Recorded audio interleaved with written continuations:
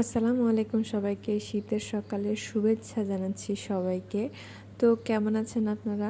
আশা করছি সবাই অনেক অনেক ভালো আছেন। আমরা আজকে বের হয়ে যাচ্ছি আসলে নাস্তা করার জন্য। আজকে অনেক সকালে উঠেছি, তো প্ল্যানই ছিল একটু হাঁটাহাঁটি করব, দেন নাস্তা করতে যাব, বাট হাঁটার সুযোগটা হয় নাই, গুড়ি গুড়ি বৃষ্টি পড়ছিল। আর ছেলের আবদার তো থাকেই, শুক্র শনি মানেই তাকে একটু বাইরে নিয়ে যেতে হবে, একটু বাইরের খাবারটা খাওয়াইতে হবে, নাস্তা করাইতে হবে। তো সাধারণত সময় হয়ে ওঠে না, প্রতি সপ্তাহে আমাদের পক্ষে পসিবল হয় না। তো আজকে যেহেতু সময় পেয়েছি, তো সেজন্যই বের হয়ে গেলাম। আসলে আমরা বাইরেটা দেখেন, একদম মনে হচ্ছে কুয়াশাচ্ছন্ন, একদম শীতের একটা আমেজ চলে এসেছে।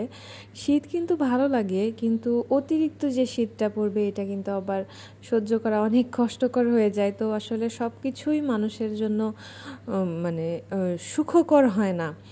আমাদের যদি এটা কম হয় তারপরেও আমাদের কমপ্লেন, ওটা কম হয় তারপরেও আমাদের কমপ্লেনের আসলে শেষ নাই। তো চলে এসেছি আমরা স্টারে, এখানেই আজকে আমরা নাস্তাটা করব। তো সাধারণত স্টারে এসে ইদানিং অনেক দাঁড়িয়ে থাকতে হয়, সিরিয়াল পাওয়া যায় না। আসলে মনে হয় কি এখানেও টিকিট কাটতে দাঁড়িয়ে গেছি, যে সিরিয়াল ধরতে হয় খাবারের জন্য, অনেক সময় লাগে। যেহেতু টেবিল সব বুক থাকে, তো করার কিছুই থাকে না। তো এই যে এখানে আমরা অর্ডার করে ফেলেছি। তো যেহেতু সকালের নাস্তা হালকা পাতলাই খাবো, তেমন ভারী কিছু খাবো না।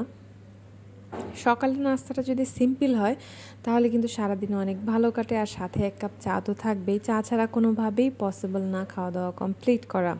তো এই যে এখানে আমরা নিয়েছি পরোটা, নান, সাথে সবজি, ডাল, ভাজি আর এগ মশালা। নতুন এই আইটেমটা ছিল, তো এই আইটেমটা ট্রাই করলাম, আমার কাছে তেমন একটা মজা লাগে নাই।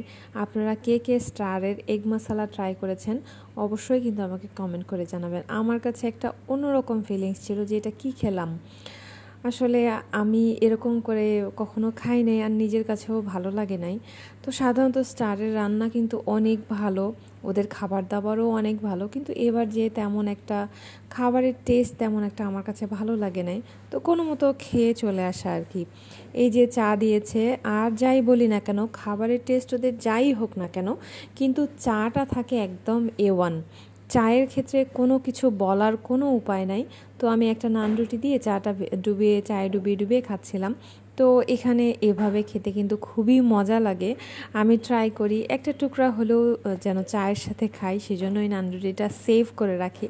এখানে এই যে চাটা দেখতেছেন, কত মজার একটা চা, কালারটা দেখেই মনে হচ্ছে সেই মজা হয়েছে। তো এই যে ছোট্ট একটা ব্লগ শেয়ার করলাম, ভালো লাগলে লাইক কমেন্ট করে আমার সাথেই থাকবেন। ধন্যবাদ সবাইকে, টাটা।